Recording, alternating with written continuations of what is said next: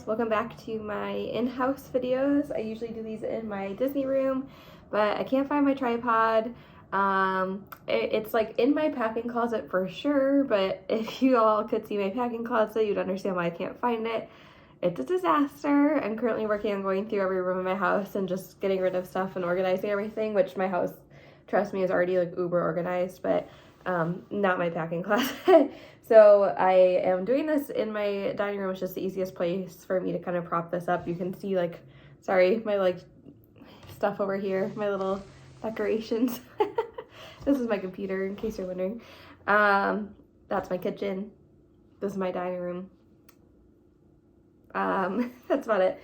Anyway, so multiple people, like many people actually, have asked me to make a video about Genie Plus and Lightning Lane, so I'm going to do my best. I feel like every video I've seen has been very difficult to understand, and it's because it's kind of a difficult to understand concept. I also feel like it changed since I used it, so that's part, kind of like half the battle. But I will do my best, and we'll see how it goes. Also, what was I gonna say? I don't know. I'm sure it wasn't important. Oh, you might hear my dishwasher in the background. Sorry. Okay, so essentially, what's the basics? Essentially, what is Disney Plus? So for me, I just think of Disney Plus, which is the service that allows you to use Lightning Lanes. Lightning Lanes are essentially the same thing as Fast Passes, the old Fast Pass system. To me, I definitely think it's more of I think you have to really kind of think of it as the paper Fast Pass system, not the regular Fast Pass system, because the regular Fast Pass system, the most recent, I should say, with the Magic Bands, Fast Pass Plus, was 3 in a row. It was a lot easier to understand. This to me feels like very old school, like the paper Fast Pass system. So, and then Genie Plus also has that thing where it can make your day plans for you, which honestly, I don't understand it. I've never used it. I think if you're going to do something like that, you would probably be better off using touring plans and paying the $12 a year for touring plans, which I use touring plans for crowd levels and room requests and that type of stuff. I think they're great service and they're not very expensive and they're a little bit more on top of it. It's cool because Genie Plus, if you go into the app for the first time, we'll ask you what are you most interested in? What are your favorite rides? And we'll try and give you suggestions throughout the day. But I just don't do Disney like that either. So, I have kind of my own way of doing things. So for me, that part is not even worth it, but whatever, to each their own. Anyway, so that's part of the services that you get for Genie Plus, but the main reason that people would buy it is for the Lightning Lanes / Fast Passes. So it's $15 a person per day. There's actually tax that's not included in that price. I think they said it's closer to $15.98 per person per day. I know you can buy it ahead of time if you're buying a ticket. I have never really seen that option as an annual pass holder. But when I've bought tickets for people in the past who do not have annual passes, it has asked me, oh, do you want to add Lightning Lane now? Which you can. So you would have to do it. If you do it that way, you'll buy it in advance for every day of your trip. Obviously, it can add up. I saw this website that was if you have 5 days and you have 4 people, in your party, so $15 times 4 times 5 before tax is $300. So it's not it's just I know Disney's already expensive. So to me, that's kind of a lot of money for something that you may not necessarily need every day. So I don't know that it's necessarily worth buying in advance, but that's just me. I also go to Disney a lot, so I don't know. I don't do a ton of stuff all day long either. So maybe it's more worth it for you. But you can also purchase Lightning Lane or Genie Plus at midnight for the next day. So say, my first trip that I used it on, I could have bought it at midnight the day I left to fly down. I didn't actually buy it until I was in the parks. But you can buy it at midnight the next day. If you're staying at a Disney resort or a Disney Good Neighbor hotel, then you can start making Fast Pass selections at 7 a.m. versus 9 a.m. So that gives you a little bit of an advantage. So I don't really think it's necessarily needed to buy Fast Pass at midnight or Genie Plus at midnight. I usually, I bought it, I think the one day I bought it in advance, I bought it at 6 in the morning or 6 or 8 in the morning. So, but you can buy it at midnight. So this is where it gets sticky. Okay, guys, I have filmed this 6 times. It's so confusing. I don't understand why it shouldn't be this hard to figure out anything at Disney, but it is impossible. I'm reading this this like literally like this Excel spreadsheet from Touring Plans trying to figure out how to explain this. And then I just did it. And I think I'm just going to use rides as an example, rides. And then I'm also just going to like copy literally verbatim what Touring Plan says because it's the only way that makes sense.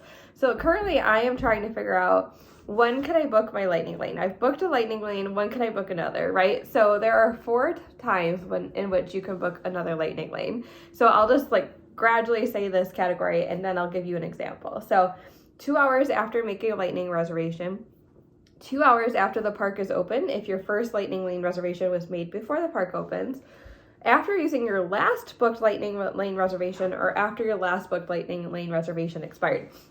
So this was not the case when I was there. When I was there, you were able to stack a lot easier.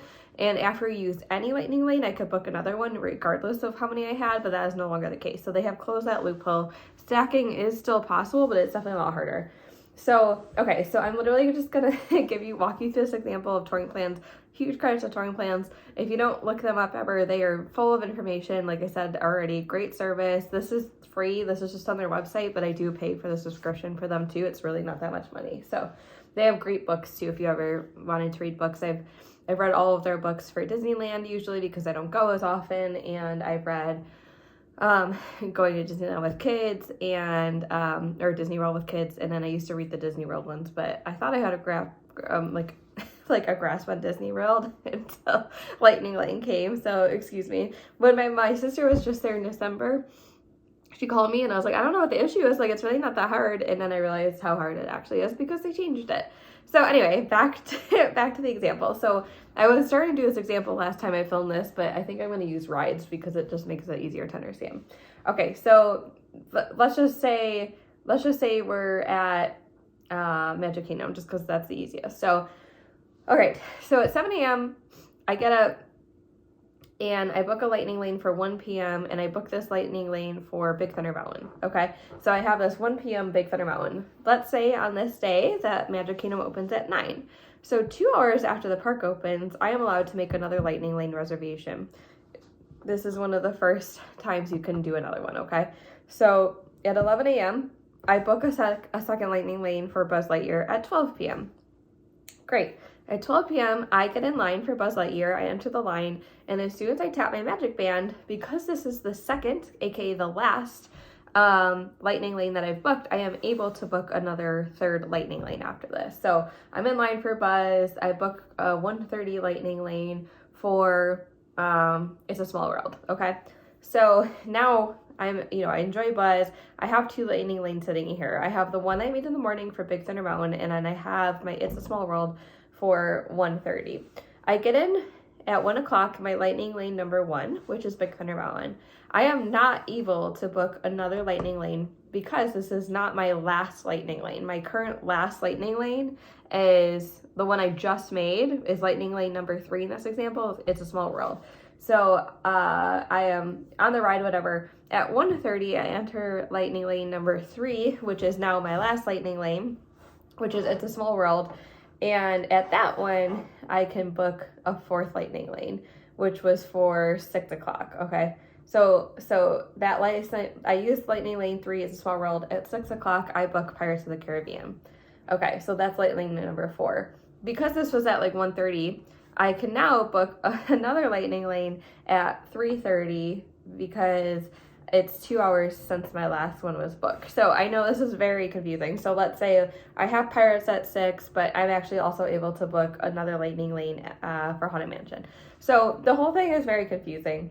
And that's just for like the regular Lightning Lanes. Then there's the ones that I like to call the a la carte, which are actually called the individual Lightning Lanes. Now these are, to me, a lot easier to manage. So each park has 2 of these a la carte or individual Lightning Lanes. They're completely separate from the other Lightning Lane system. You can have 2 of the same, or you can have 2 fast passes at the same time, and they don't interact. It has nothing to do with when you can book your next one because it's in its own little world. So okay, so Magic Kingdom, the a la carte ones are Seven Dwarfs Mine Train and Space Mountain. In Hollywood Studios, it's Rise of the Resistance and Runaway Railway. In Animal Kingdom, it's Everest, I believe. Yeah, Everest and Flight of Passage. And then Epcot, it's Ratatouille currently, and I think still. And then Frozen Ever After.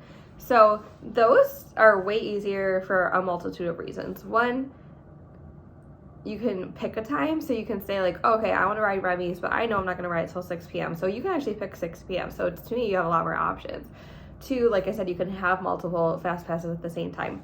You get 2 of these a day. You cannot repeat the ride, so you can't use the same one for Rise twice. You have to use one for Rise and one for Runaway Railway if you wanted to. It's actually the same with Lightning Lane. You can't repeat rides, which is kind of a bummer. For me, I used to do that all the time. It would be like buzz, but whatever. And these are an extra cost. So in addition to the $15 per day per person for the regular Genie Plus and Lightning Lane, these can range anywhere from $7 to $15. So for me, when I was there, Rise was $15. And I think 7 Doors Mine Train was maybe $15. I didn't buy that one, but Space Mountain was $7. So like it just depends on the day and the crowd levels. One of the things that did stay as well, in terms of the old Fast Pass Plus system, is that you still get that buffer of 5 minutes before and 15 minutes after when entering a Lightning Lane. So yeah, I don't know. So like, to me, the only park that's to me worth it because of these restrictions of when you can book a second Lightning Lane is Magic Kingdom, because it has the most ride options. I didn't use this at Animal Kingdom. I don't know if it's because Animal Kingdom, the last few times I've been there, hasn't even been crowded, so it's not even necessary to use any fast passes. We rope dropped Flight of Passage. It was fine. If you have the access to the early extra magic hours, you can probably do that with a fairly short wait. Save yourself some money there. We did everything at the last trip by like 1 p.m. and it was fairly high crowd levels when we were out of there. So to me, it wasn't worth it for there. There's just not enough rides in the other park, I think, is the problem. So if enough people are doing these, like that's why Slinky Dog will sell out at like 7 p.m. And then you have this game that you're playing of like, okay, I made a fast pass for Slinky Dog at 7. I can't even book another Lightning Lane until 11, and then at that point I'm probably going to be out of the park anyway. So to me, it doesn't really make sense for how I go to the parks, except for Magic Kingdom, because the likelihood of you getting a Lightning Lane that's at like 10 or 11 is much higher than any of the other parks. And then Epcot, like, again, first off, Epcot to me, like, you know, a lot of the queues, like Test Track's outside, but a lot of the queues are inside, like Soarin's inside, Living with the Land's inside, Figment's inside, you know, the Seas is mostly inside, Frozen Ever After is inside. So like for me, a lot of the point of doing a Lightning Lane or a Fast Pass is because I don't want to wait in the heat or the rain, but you're gonna get away with that in most of the indoor rides there anyway. So I don't know, it just to me doesn't make sense. So, you know, the pros are like certainly in the Magic Kingdom, or if you kind of play your cards right, or if you're maybe an all-day park goer, it's probably going to be beneficial for you. But the rest of the time, it's just not going to be beneficial, I don't think. The cons is obviously the cost. I do miss free fast passes. Free, I'm sure, you know, they're included with the cost. And the biggest con for me is not being able to pick a time. It's really hard to plan your day like that. And if that time's not available, like if you're really wanting like 3:30 and you go on the app, it's like 2, you kind of have to keep going on and several times until it gets to that point. And to me, that's like incredibly frustrating. So I don't love it. I'm sure it's not going anywhere, which is annoying. I kind of wish they had just, like, I knew that I had read for a long time that they were probably going to make FastPass a paid system like it is in Disneyland. I had no problem paying for it there. It was really, to me, MaxPass was, like, way simpler to understand. It's probably the same rules, but for some reason I understood it better. And, again, both parks over there have, like, really quite a bit of rides, right? If you combine all of the rides at Disneyland, they actually have more in the 2 parks than they have at all 4 parks at Disney World, I think, or very close to it anyway. So there's a lot more options to choose from. You don't have those, like, a la carte options in the beginning of MaxPass. I know now they have Lightning Lane and Genie Plus, so I'm sure things are different there now, but it just, like, made a lot more sense to me. I wish that if they had made a paid FastPass option, it would be just like the old FastPass system where I paid $15, but I got 3 and then I could add more. To me, it just made more sense, but it is what it is. The good thing is it doesn't seem like they're selling a ton of Lightning Lanes. I think I would read like 20 to 30% of the ride capacity will be Lightning Lanes.